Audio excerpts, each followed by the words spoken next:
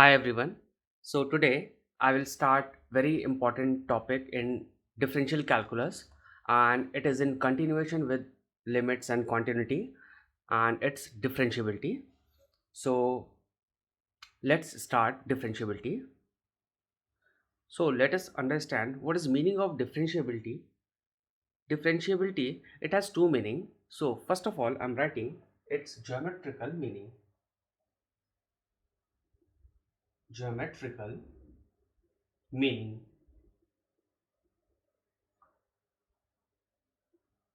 So geometrically, it means it represents slope of tangent at some point if it exists. If it exists.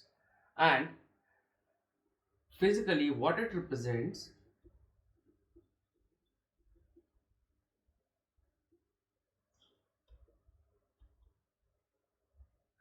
physically, it represents instantaneous rate, instantaneous rate of change. For example, we have seen many things like dy by dx or dx by dt or ds by dt and so on. We have seen many things. So what it represents physically means it is instantaneous rate of change of y with respect to x, or instantaneous rate of change of s with respect to t. Okay, so these are the meaning of differentiability. So let us understand using graph. Suppose I'm drawing the graph of a function. Suppose it is like this. Okay, so it is the graph of function y is equal to fx. So we are going to understand what exactly differentiability means. Okay, so suppose there is a point a on the graph and it is having the coordinates x is equal to a, and its y coordinates is y is equal to f of a, as it is function y is equal to fx. Now I'm taking another point b on this curve at a distance h on x-axis from a. So I can say that, say it is x is equal to a. So this point will be x is equal to a plus h. So its y coordinate will be f of a plus h. And I'm taking another point c on this curve. Say c is on left of a, and at a distance h from x-axis on left of a. So its x coordinate will be x is equal to a minus h. So its y coordinate will be what? It is f of a minus h, and y coordinate of b is f of a plus h. Now we can see here that if I join a and b, then I will get the line which we call as a secant. It is a secant. And if I join a and c, again we are getting a secant, different line AC, and we are getting a line AB. Now B is having the coordinates a plus h comma f of a plus h, and C is having the coordinates a minus h comma f of a minus h. Now we can see slope of AB, slope of line AB will be equal to, now as we know, slope of any line is y2 minus y1 upon x2 minus x1. Now say this point is some a dash. So what is a dash b? Its length is f of a plus h minus f of a. And what is a dash? It is x, it is a plus h minus a. So slope of ab, I can write it as f of a plus h minus fa upon a plus h minus a. So from here I'm getting f of a plus h minus f of a upon h. So I got slope of line or secant AB. Now when B moves towards A, suppose B is here. So we can see that x coordinate goes decreasing, x coordinate will decrease and y coordinate will also decrease.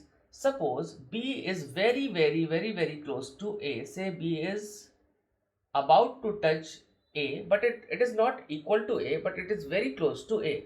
In that case, I can say that A plus H is very close to A, that is H is very small. So I can say that if B approaches towards A, if B approaches towards A, what will happen? H is very small, H is very small, it means H is very close to 0. But do remember always that H is always a positive quantity. It is always a positive quantity. It can never be negative. Anywhere in calculus, H is always positive. So H is very small, H is approaching towards 0. In that case, this tangent will approach towards a secant. So from right, the slope of line or secant AB is f of a plus h minus fa upon h when h is very small, or I can write it as it is limit h approaching towards 0 f of a plus h minus f of a upon h. So it is slope of a line which is very close to A, that is B is very close to A. Now talking about the left hand side, C is having the coordinate a minus h comma f of a minus h. Now when C approaches towards A, if C approaches towards A, in that case h will approach towards 0. H will approach towards 0. In that case, slope of secant will be, slope of secant is limit h approaching towards 0. In the same way, I can write f of a minus h minus fa upon minus h.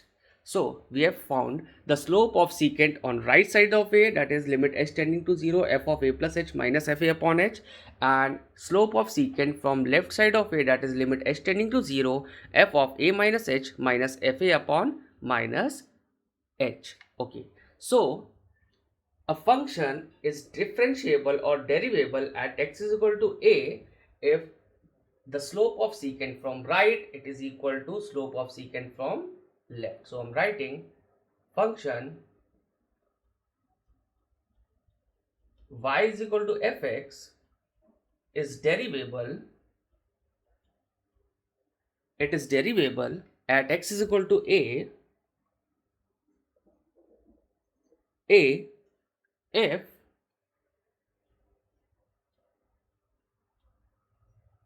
limit h approaching towards 0 f of a plus h minus fa upon h, it should be equal to limit h approaching towards 0 f of a minus h minus f of a upon minus h, and it should be a finite quantity and it should be having some finite value.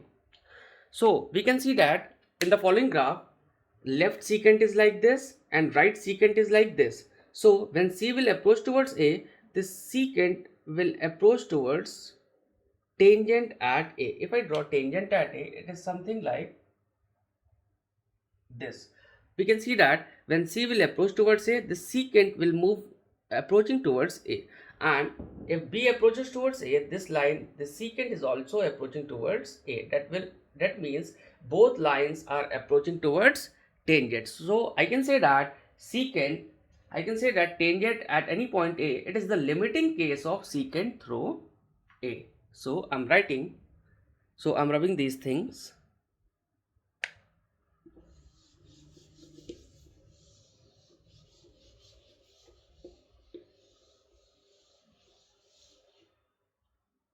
Tangent at any point x is equal to a is limiting case of secant through x is equal to a. X is equal to a. So I'm writing, summarizing these things, I'm writing the slope of right secant, which I have written, we call it as right hand derivative. So I'm writing right hand derivative at x is equal to a. It is limit h approaching towards 0, f of a plus h minus f of a upon h, and left hand derivative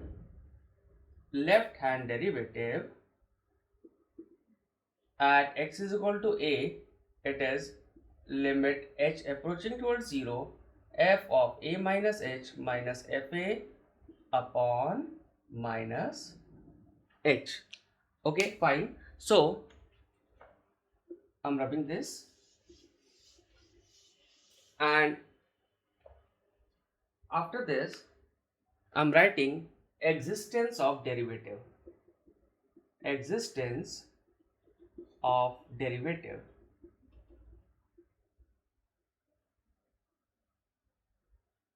So I can say that function fx y is equal to fx is derivable at x is equal to a if at that point right hand derivative, that is RSD, it is equal to LHD.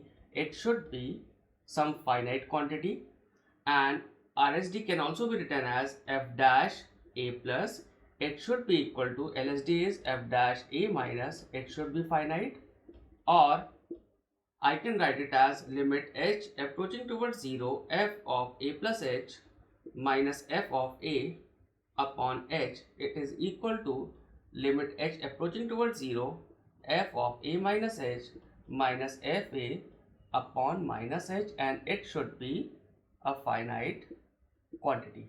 Now I have discussed the existence of derivative. Now if this condition exists, then I can say that y is equal to fx is derivable at x is equal to a, and if it is derivable, then I can say that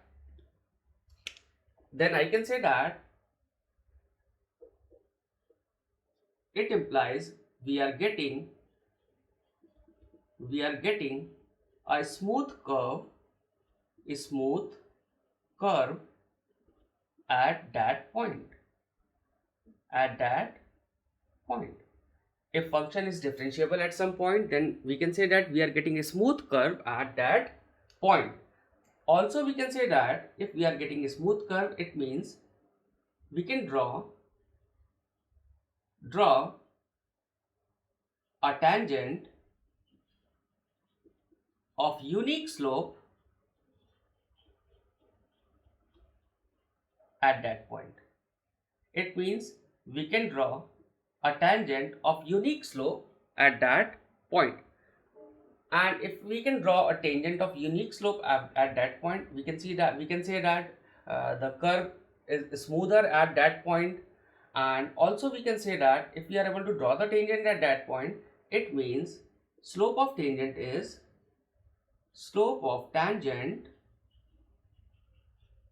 it is given by tan theta, and it is equal to either right hand derivative or left hand derivative, or sometimes we can call it as f dash x at x is equal to a. So normally we can say that if we are able to draw a tangent of unique slope at that point, it means function is derivable at that point, or function is differentiable at that point, or we are able to find derivative of function at that point, and its derivative is given by either RSD or LSD, and it is f dash x at x is equal to a. We can also write it as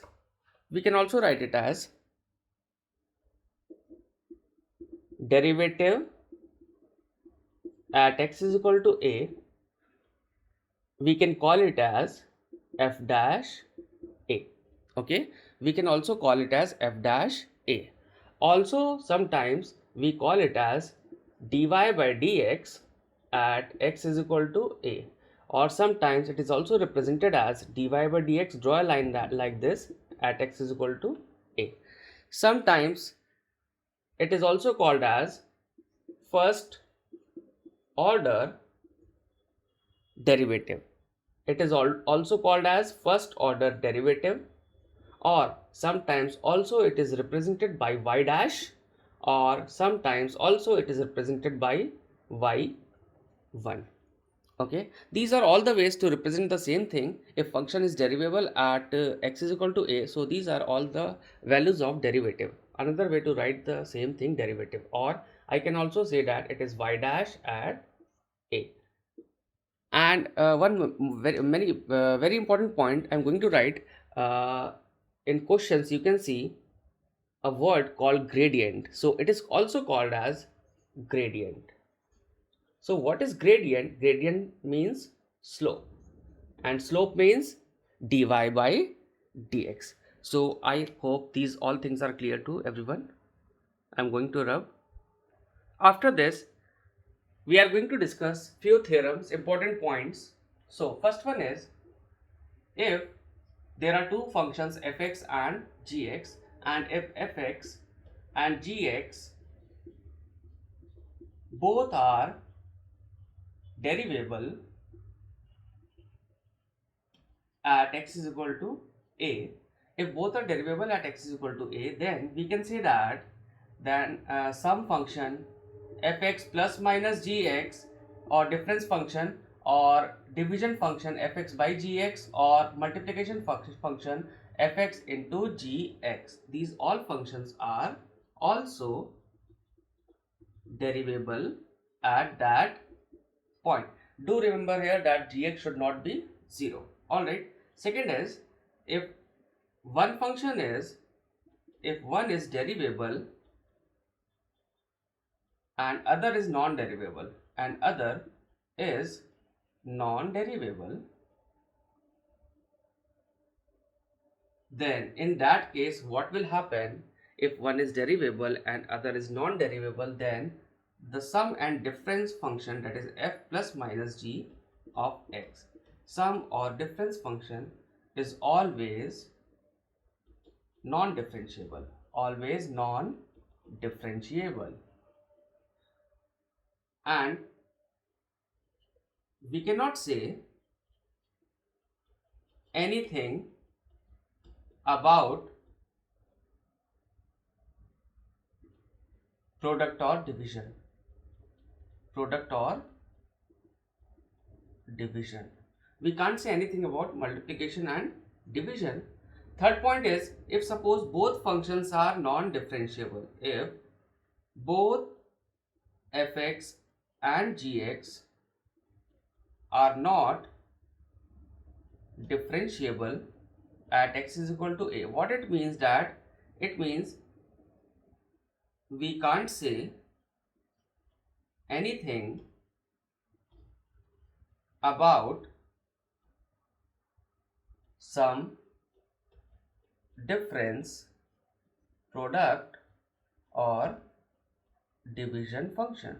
It means if both functions are not differentiable at x is equal to a, it means that some function, difference function, product function or division function, these all functions can either be differentiable or maybe non-differentiable at that point. These points are very important, so we have to remember this.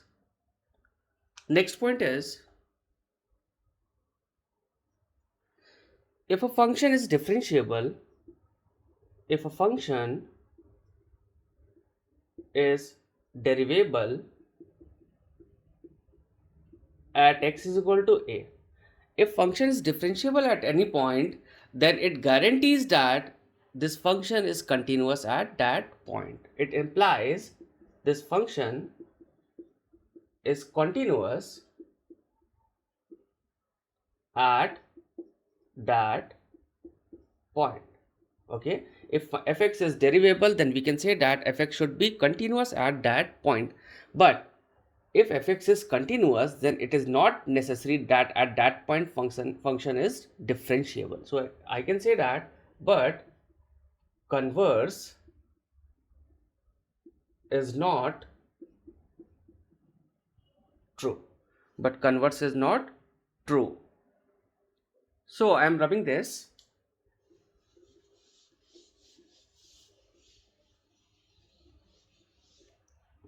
So here I'm writing few things. First thing is differentiability. Differentiability, it implies continuity. It implies continuity. Very important thing. It means that if a function is differentiable, that it means it is necessary that it is continuous. But what about continuity? Continuity, it does not implies differentiability. Continuity does not implies differentiability. Now, what about non-derivability? If I'm saying function is non-derivable,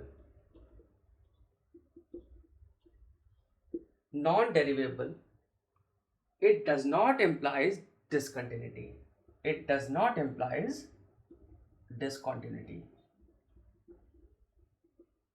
What is meaning of this? If function is non-differentiable at any point, then we can't say that it is discontinuous. It may be continuous at that point, okay?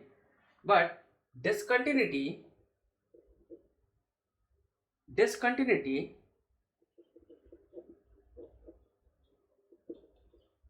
it implies non-derivability. Discontinuity, it implies non-derivability. If function is discontinuous at any point, then it is non-differentiable at that point.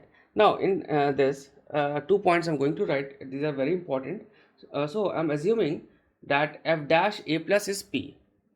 F dash a plus, it is equal to p. It means right hand derivative at x is equal to a is p, and f dash a minus, it is equal to q. It means left hand derivative at that point is q, and let p and q both are finite. P and q both are finite. Then first point I'm writing that p is equal to q. P is equal to q, it implies, if p is equal to q, it implies f is derivable at x is equal to a. F is derivable at x is equal to a. If both values are same, it means RSD and LSD are same. So I can say that f is derivable at x is equal to a. But second point is, if p it is not equal to q, then what we can say that f is non-derivable at that point. F is non-derivable at x is equal to a. Function is not differentiable at x is equal to a, and it is very important to note that f may be still continuous at that point. Fx may still be continuous at that point. Continuous at that point. Now, second point I'm writing here, we should remember this point. If a function is not differentiable but it is continuous at that point, if fx is non-differentiable but continuous at x is equal to a. Suppose function is not differentiable but it is continuous at x is equal to a. What it means that it is not differentiable but it is continuous, it means we can see graph like this. Suppose this is a point x is equal to a. It means that it is continuous at that point but it is non-differentiable at that point. It means we are getting a sharp corner. It implies sharp corner at that point. I hope it is clear to everyone. Well, I'm rubbing this, and let's practice few problems.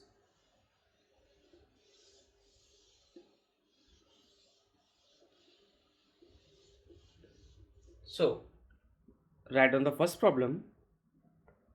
So our problem is discuss differentiability of function fx is equal to sin x square upon x when x is non-zero and it is 0 when x is equal to 0, and we have to check its differentiability at x is equal to 0.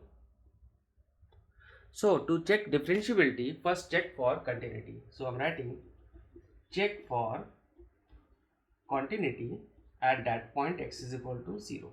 Now for continuity, RHL should be equal to LHL at that point. So right hand limit will be what? Limit h approaching towards 0, f of 0 plus h minus f0, that is sine h square upon h minus 0. I'm getting this. Now we can write it as h is approaching towards 0, it is of the form 0 by 0. So I'm multiplying it by h, it will become sine h square whole upon h square. Okay. Now limit h is approaching towards 0.